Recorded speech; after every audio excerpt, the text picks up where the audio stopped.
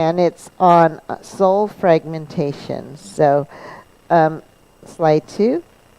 A real quick review is, what is the soul? The soul is, remember we've, in the previous lesson, the soul is the mind. The mind of the soul is associated with the presenting consciousness, with what we engage the world with. The soul is a part of us that begins to exist at conception. And it is distinguished from the spirit in that it does not pre-exist with God in the way that our spirit does. And we see reality from what our soul is experiencing. So when we experience things with our soul, it feels like reality. When we experience things with our spirit, sometimes it's a little dreamlike. And then we did discuss so some terms that we use for the soul is our conscious mind, our will, what you like and what you don't like. That's all through your soul. Your emotions, your thoughts, your intellect, your personality. All right, your presenting person or your core. And we did talk about astral projection is soul travel, and that the occult teaches to engage the astral realm through the soul because it is illegal, number one, and it is very realistic, and we did have a testimony of someone who did experience astral projection, and we talked about how the soul requires a silver cord and the spirit does not require a silver cord, and so we went through that. So conscious mind is, it interfaces in the physical with the physical brain. So your body is pretty much the hardware, okay? Your soul is the processor, all right? Okay, so intellect and consciousness or thought, it processes conscious thought. It is, I'm defining the soul, the presenting person or the personality or the emotions, and we know everyone has a different personality. That is their presenting soul. It is the core, or who we are, or our will. It processes conscious thought without affecting the consciousness or belief system. So I said somebody could tell me, hey, I love Microsoft I love Samsung phones. Okay, it's not going to change my belief system that an Apple phone is easier to use. You can tell me all you want, but my soul already has a belief system. So the soul is where you hold your belief systems. So now I'm going to segue into today's study. The soul, now remember what the soul is, all right? Your mind, what you present yourself, your consciousness can be fragmented into parts, all right? And it can be trafficked. Parts of your soul can be trafficked into the spirit realm. So the spirit, remember, is the unconscious mind, and it gives man spiritual consciousness of the invisible world of the spirit. The body gives the person the consciousness. With this world, we experience this world through our 5 senses. The soul is our self-consciousness, okay? You know some people who their soul ain't there, and they can run around in public naked. They've got no self-awareness, all right? All right, so let's go to slide 3. So we're going to talk about soul fragmentation. What is it? Number 1, it's mentioned in the Bible. In Job 19:2, it says, "How long will you torment my soul and break me in pieces with words?" That is a fragmented soul. Psalm 7, verse 2, "Lest they tear my soul apart like a lion, and there is none who saves and delivers." So you see, those are 2 scriptures that we can see in the Bible that talking about soul fragmentation. So what are forms of soul fragmentation? Splitting, all right? So the soul can be split in pieces. In other words, pieces of a person's soul that have been split or shattered to cope with trauma whether it is trauma that they experienced themselves or trauma that they observed. All right, so that is splitting. A lot of times it will split so much to where if this is a repeated trauma, their soul will split so that they're almost observing from behind and saying, you can do whatever you want to the body, but you can't hurt me. It'll split. All right. Or a lot of times it'll have people that their split parts will be like, one part has no sense of smell. Okay, that one part has one ability or another. Okay, I've heard of she was a little girl that was molested by her father often, and he came home from work and he was very smelly, and one of her parts had no sense of smell in order to block that. So that is splitting. All right, then there's advanced compartmentalization. How many letters are in that word? Okay, it is the separation or creation of different compartments within the human soul where influence can be exerted or applied. That's why we don't trust our emotions outside of God's Spirit. Decisions out of emotional reactions may not be the best for our destiny or for the kingdom. Y'all got that? Compartmentalization. All right. Pieces of consciousness. Here's another way to describe a soul fragment. Either behind an amnesia wall or with major splits, sometimes part of the soul will carry or is woven into or merged with a piece of the person's spirit. All right, and I'm going to get into something a little bit. I'm not going to talk a whole lot about it, but when programmers, because there are programmers, are able to get these types of splits where they can attach a piece of a soul to a piece of a spirit, these parts are good at operating autonomously both outside and inside the person's body. These type of altars will be very significant and strong. This is where you get strong witches from, all right? Or who depends on this type of splitting is the other kingdom, cults, and even government agencies, all right? And why is it important to know about? Well, let me keep going, and then I'll talk to you about that. Disassociation is a manifestation of brokenness. The Hebrew word is shabar. It means to break in pieces or to shatter. All right, like one would shatter a vase. So they disassociate, kind of like I talked to you before. They can disassociate from your body. So whatever you do to the body, you're not doing. They say you can do it to the body, but you're not doing it to me. All right, it's a disassociation. And then there's altars. Altars are fully formed alternate personalities that can take over a person's body and differ from their presenting personality.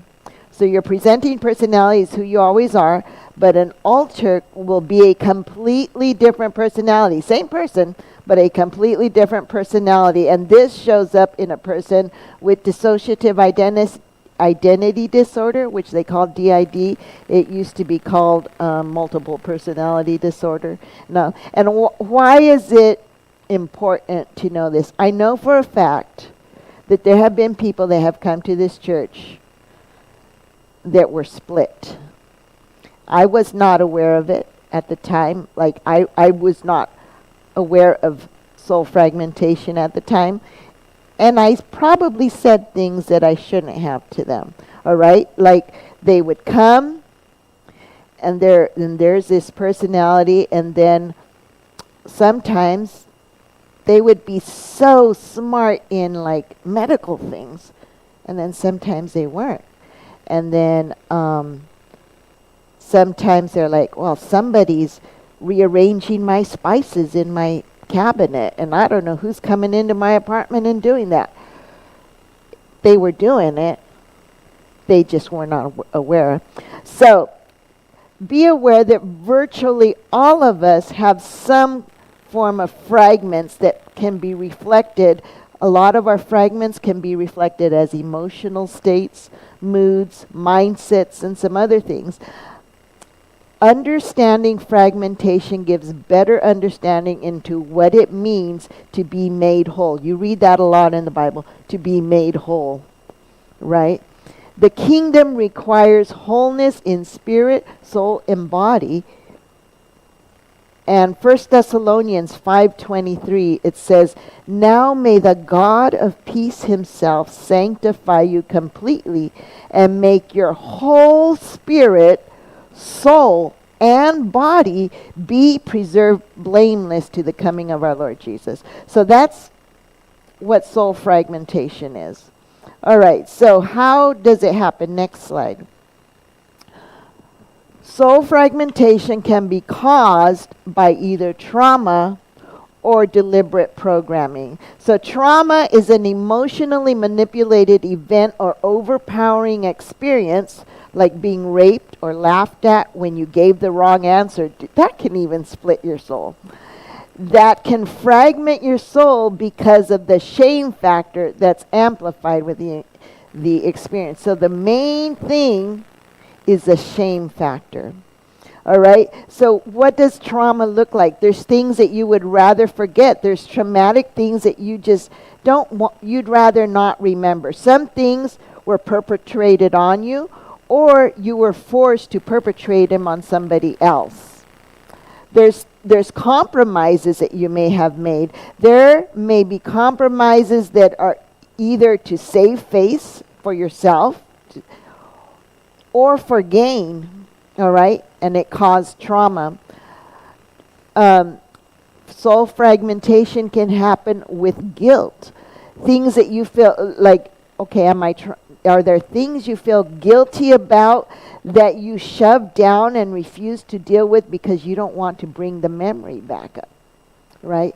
And like I said, the main thing is shame. Being shamed or laughed at or made fun of will cause soul fragmentations. Like say you've got a child in kindergarten and the teacher asked the question and they gave the wrong answer and everybody start laughing at them, right? Well, they're soul fragments at that point, and then here they are an adult and they're like, okay, you've got to talk in front of people, and they're afraid to talk. Right? All right. Well, because they're fragmented and it needs to be dealt with. The second way that a soul can be fragmented is through programming. And a program is anything that can be triggered to make you function or behave in a specific way. Now, government agencies like the CIA, the KGB, the Nazis, even universities know the power of soulish reprogramming. They begin to think their programmed identity is their real identity, and they are completely oblivious to the life they lived before. I put some movies up there. Manchurian Candidate, remember that one? Born Identity. How about Chuck? Remember he was like this nice IT guy. He worked at Best Buy or something, and then he was all of a sudden a trained assassin, right? So that's a type of government programming, and they can make a peaceful person become an assassin just by the program in their soul. Remember, there's a lot of times that you hear about mass murders or something, and they're like they were such a nice guy, right? And all of a sudden they went crazy and killed people. It's programming. MK Ultra, that's right. Each fragment is assigned a specific script, retrieval code, and job, and they can call in with any type of code to unlock the programming hidden behind amnesia walls. Okay, it's hidden behind amnesia walls. All right, that's why I told you this person. They're like, somebody's rearranging all my spices. It's hidden behind an amnesia wall.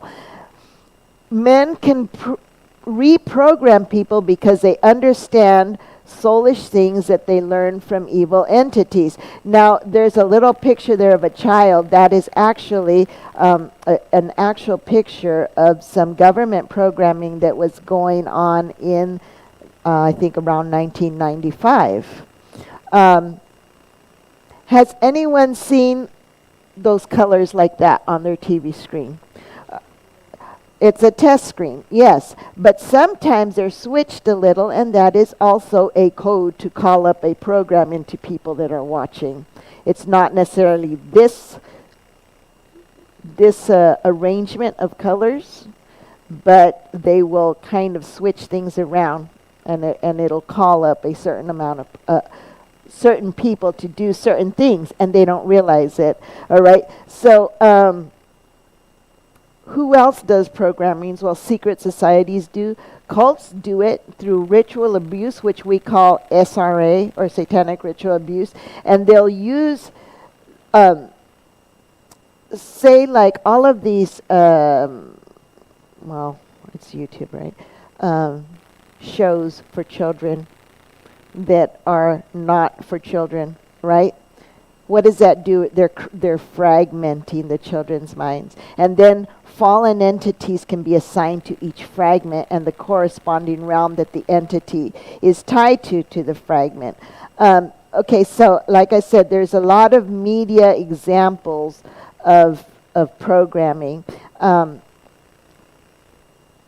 do they activate the mind control? So there's tier 0, all right, which are the people that specifically communicate with fallen entities, hybrids, wickedness in high places, all right? Leaders at the top consult fallen entities. Then there's tier 1. There's world leaders, public figures.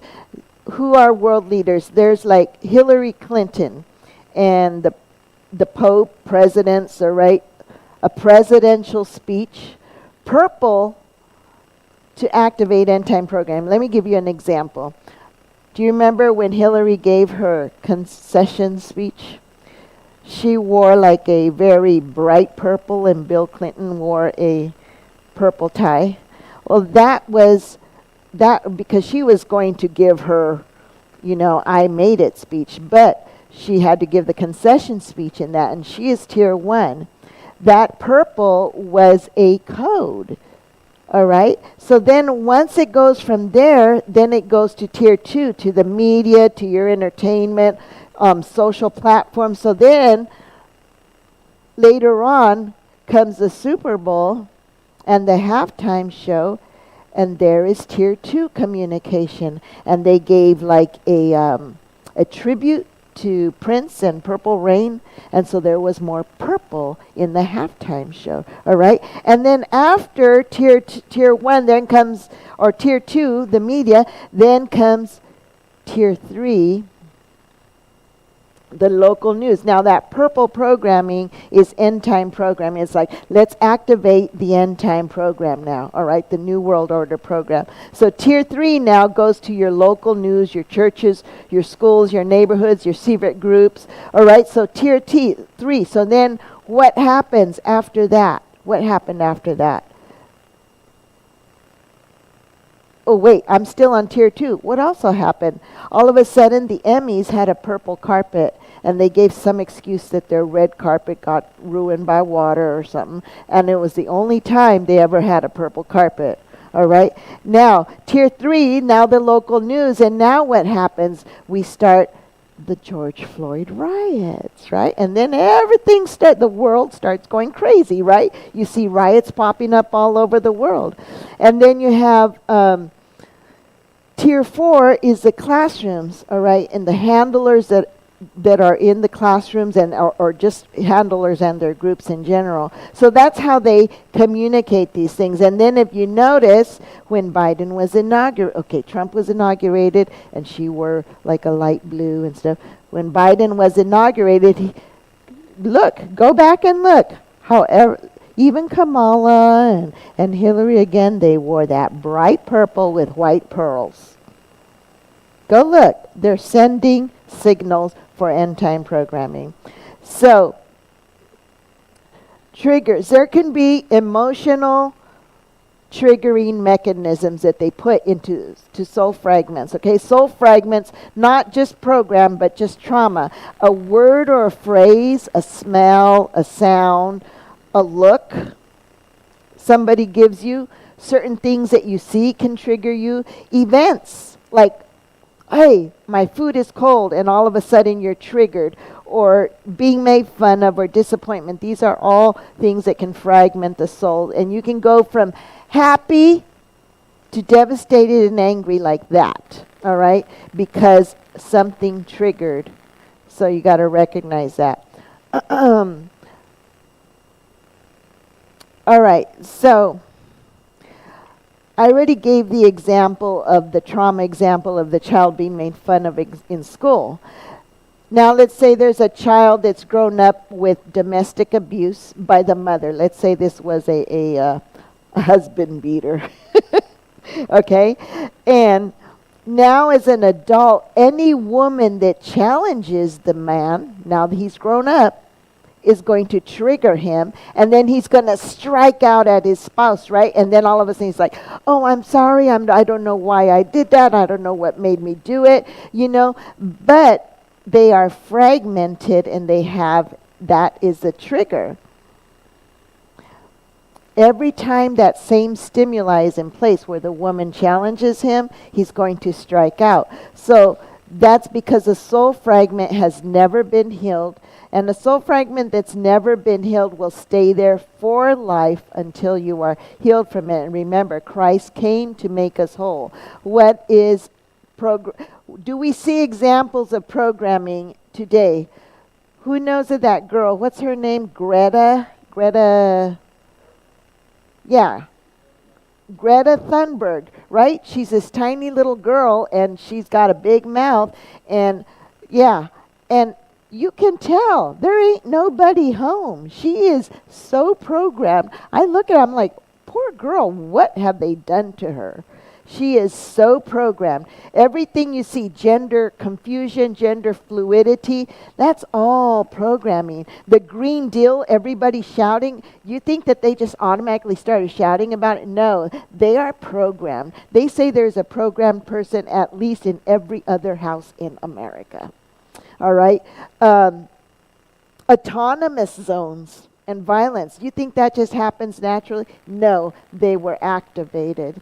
Open borders and national sovereignty. Is that just, you're like, what happened to you people? Where's your brain? No, it's a program, and they're activated. Things like the Black Lives Matter movement, is that just organically happen? No, they were programmed. All right. Defund the police. Does that just happen? No, it's a program. All right. So nothing happens organically. These people are carrying out programming, a programming agenda that they have. And if they don't do it, they will feel tormented. So they have to do it. All right. All right. Or the trauma memories will flood them. All right, slide 5. Okay, so why does the enemy want soul fragmentation?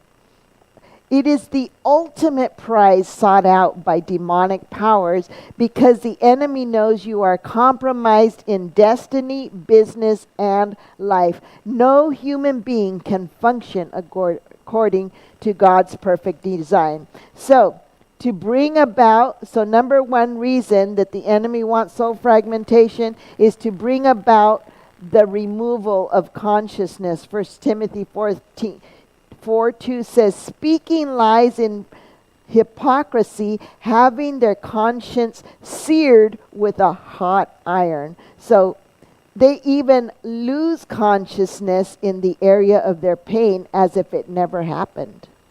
Their conscience is seared. This makes a person completely vulnerable in that area because they're ignoring that there's something wrong there, and they won't try to fix it because they don't think anything's wrong. So you become unconscious in the areas of the soul that you don't want to look at, and you put them up in compartments. And they may have portions of their life that they have amazing memories, all right? But then they have areas that, hey, I don't remember anything, all right? Number 2, the second reason the enemy wants soul fragmentation is to break down the will. Matthew 5:7 says, "But your statement shall be yes, yes, and no, no. Anything more than these comes from the evil one." So, like a lot of these people that are they're soul fragmented, they're very indecisive. They can't make up their mind because they're like, what if I make the wrong choice, right? They're very indecisive. So the will becomes weaker and weaker and weaker, and they cannot stick to one decision and are always oscillating. And that's a clear indication of soul fragmentation. Number 3, why does the enemy want soul fragmentation? Because it strips you of your connection to God. 1 Corinthians 2:14 says, "For the soulish man does not receive spiritual things, for they are madness to him. He is not able to know, for they are known by the Spirit." The soul is damaged. Then the communication that comes across the bridge of the soul is damaged. So here's your spirit and your soul. You're not making the connection through your heart. All right? Your spirit catches what God is saying, but you just can't get it. You don't get it. All right? Number 4, the enemy wants soul fragmentation because it creates empty slots for spirits to reside within your soul. Matthew 12:44 and 45 says, "But whenever a foul spirit goes out from a man, it wanders about in places without water in them, and it seeks rest, and it does not find it. Then it says, I shall return to my house from where I came out, and goes and finding it empty," remember I said empty slots, "empty, swept, and decorated, then it goes, bringing with it 7 other spirits worse than itself, and they enter and dwell there, and the end of that man becomes worse than his beginning. Thus it will be done to this evil generation." So trauma can break the soul down to where there is a piece of you that has been broken off because of the event, because that event was so traumatic. And that person now carries a piece of your soul. The person that perpetrated the trauma on you now carries a piece of your soul. So then that place of your soul is missing, and it creates a hole where demons can find themselves. Demons can then interfere with human responses. Abnormal responses to simple events is evidence of this. Have you ever seen someone that reacts way overboard to what the situation needed? All right, like I said about a plate of cold food, and all of a sudden they get so angry and they throw the plate and everything. That's an abnormal reaction to a plate of cold food. All right, so that those are indications of a soul fragment. Now, the final purpose that the enemy wants soul fragmentation is for evil spirit possession. Mark 5:2-5 says, "And when he went out from the ship, a man met him from among the tombs that had a foul spirit in him. And he dwelt among the tombs, and no one was able to bind him with chains, because whenever he had been bound in shackles and chains, he had broken the chains and cut the shackles apart, and no one was able to subdue him." This is a pretty wild dude. "And always at night and in the daytime he was among the tombs and in the mountains, and was crying out and cutting himself with stones." This is the ultimate final end of soul fragmentation. The devil takes over the house completely and drives people insane, and they have no self-awareness. Because remember what the Bible says, when Jesus came, then he was clothed and in his right mind. He now had self-awareness. All right. Next slide. So how can we identify soul fragmentation? So there is a spectrum of soul fragmentation. And so the more trauma is increased, the greater the higher the spectrum of fragmentation. All right. So it starts out, a little trauma. Like we've all had a little bit of trauma, right? So it starts out with daydreaming, and daydreaming is more like mild dissociation, or daydreaming to escape something, or procrastination, undecisiveness, switching from decision to decision often. All right, that's right there in the beginning of the spectrum. The next is PTSD. Okay, so when a person has experienced or witnessed traumatic events that create intense, disturbing thoughts and feelings, even reliving the event or feeling emotions associated with the event. So that's a little more trauma, then comes the PTSD. Then we have dissociative amnesia. So dissociative amnesia is like if you've got gaps in your memory, and I'm not talking the regular gaps of growing old, but sometimes people will remember right before an event and they'll remember right after an event, but they do not remember what happened in that event. All right, so that's called dissociative amnesia. They dissociate from the event itself. Then there's depersonalization, and I talked about this already. Feeling like you're watching someone else live your life in your body and feeling like it's not the real you. Sometimes people live there. Sometimes people who are still going through trauma learn to depersonalize and learn, that's a body, that's not me. But that's depersonalization. Then they go to hearing voices. They either hear literal voices or perceive voices that will tell them to do destructive things to themselves or to put, or voices that will put you down, right? I knew a girl who she had a bunch of scars on her arms, but she would hear voices that would tell her, go cut yourself, go slit your wrists. She would hear that. Then there's the DID, which is the very top of the spectrum, and this is dissociative identity disorder, also known as split personality, which is switching identities or personalities. Often each personality has a unique skill. It can even have a different name. What was that movie? Sybil, right? She had 17 personalities. There's been people that even up to 800 personalities living inside of one person. Or they have a different identity, but all inside one person. There's even cases where people's eye color will change as they switch personalities. That's pretty extreme. So not every soul fragment in a person with DID will necessarily exist as a fully self-aware person. In other words, they might be buried in there, and until they start getting some work done, some deliverance work done, and some counseling done, they might not even know that person is living in there. All right? And there's been times when men have female parts living in them, or women have men that are living inside of them. I don't understand quite how everything happens. Yes. All right, so people that don't have DID can still exhibit soul fragmentation in varying degrees. So then there's also the IQ versus the EQ. All right, so IQ is intelligence quotient. EQ is your emotional quotient. So as your intelligent quotient goes down, guess what goes up? Your emotional quotient.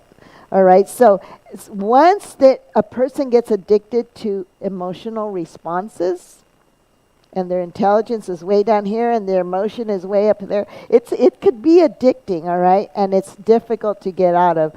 Most people lose sight of consciousness in the moment of passion. So you've heard of crimes of passion? That's when the intelligence quotient is probably under the ground and the emotional quotient is sky high. All right. Wait it out. You know when your emotional quotient is high and your intelligence quotient is going down. So wait it out. Make decisions when you are more sober because you are more likely to make an intelligent decision. So then there's stressors. Identify what stressors cause you or another person to overreact, to flip out, to get very upset.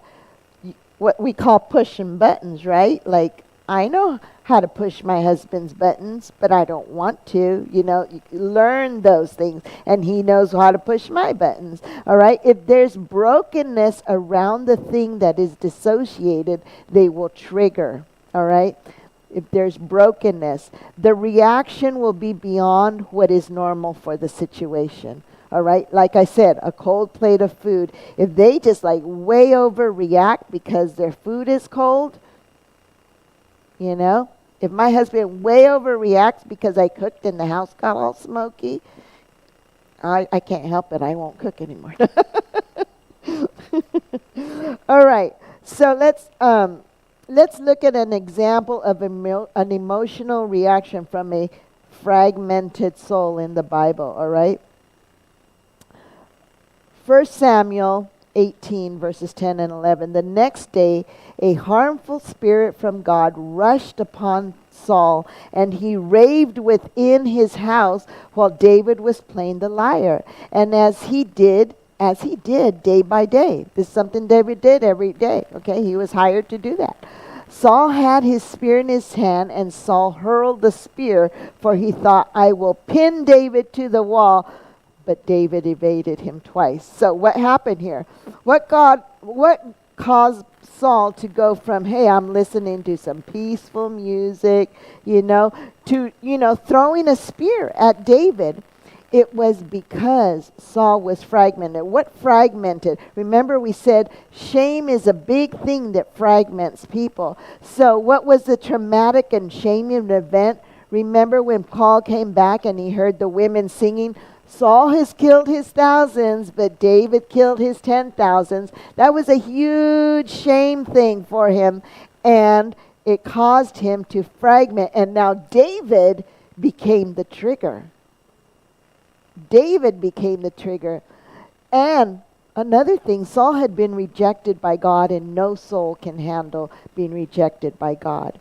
And he was tormented by the demons of his own soul fragmentation. Remember, we said soul fragments create holes for demons to dwell in. They can. So there is an example. So let's look at programming now. How can you identify if someone's been programmed? Another, or the same, emotional reactions that are beyond what is normal for the situation. Their train of thought, they're constantly switching train of thought, all right? Or they even can have bodily function reactions, all right? Like losing consciousness or losing control of their body, something, all right? So that is how to identify. Now let's go to next slide, healing from soul fragmentation. 3 John chapter 1, verse 2, Beloved, I pray that all may go well with you and that you may be in good health as it goes well with your soul. So why should we heal? You don't want your body to be used as a vehicle by higher powers projecting into your mind desires and thoughts, and you become a robot and easily manipulated. You know people who are easily manipulated? Do you all know somebody? All right. You don't want that, all right? Anything in life that fragments the soul has a direct impact on the ability to realize and manifest one's true self in Christ. You cannot manifest destiny when you're fragmented. So break free of any soulish fragmentation that is going to hold you back from manifesting high levels of destiny. Why? Because fear is paralyzing. Soul fragmentation leads to fear. It leads to procrastination. These are the reasons why we should heal. A shattered soul is an opportunity for the enemy. Revelations 18, verses 11 to 13, and it says, and no one buys her merchandise anymore, the bodies and souls of men. So Babylon trades in bodies and souls. That's why we have human trafficking. That's why we have the ugly things that happen in society that split souls. We understand, all right, soul trade is when a person is being abused, traumatized, or their body is being sold and their soul is shattered. You know, when I used to work at the children's hospital, at least 20% of the children that went to the hospital was because of abuse. 20%. All right. There is a conspiracy to harvest, capture, and hunt soul parts and use them as trading goods in the spirit world. It is an ancient practice. Ezekiel 13:18 says, thus says the Lord, woe to the women who sew magic bands upon all the wrists. This is a ritual, okay? A satanic ritual, and make veils for the heads of persons of every stature. In hunt for souls, will you hunt down souls belonging to my people and keep your own souls alive? Soul trade been going on forever. All right, why heal from soul fragmentation? A fragmented soul has vulnerable trauma doors that can be accessed, and people can astral project through those doors. Okay, they can send in demonic entities under their jurisdiction and literally capture the soul fragments and take them to other places, literally out of their body. Now, my daughter used to live with a girl, and one time there was some guy was like looking through the bathroom window like while she was showering, and she mentioned, this always happens to me, like something like this always happens to me no matter where I go. Why? There was a trauma, and now there was an open door, so it's always going to happen because she had not healed from it. It's possible even for a person to have less than 70% of their conscious mind that's left, their humanity left in their body, and the rest of their humanity is not even in their body. The big failure of secular counseling, because they don't go into the spirit world and into regions of captivity, which I'll be getting into next week, regions of captivity, where soul fragments are hunted and trafficked and have been traded into. Matthew 24:31 says, he will send his angels with a loud trumpet, and they will gather his elect from the four winds. From where? From one end of heaven to the other. One end of heaven to the other. Why? Because we got to have, when he comes, we will be made whole. Right? And so he's collecting all the pieces. So why okay, I just explained to you why angels need to go from one end of heaven to the other to gather his children. Because there's soul fragments all across the cosmos. All right? It's cosmic soul trade.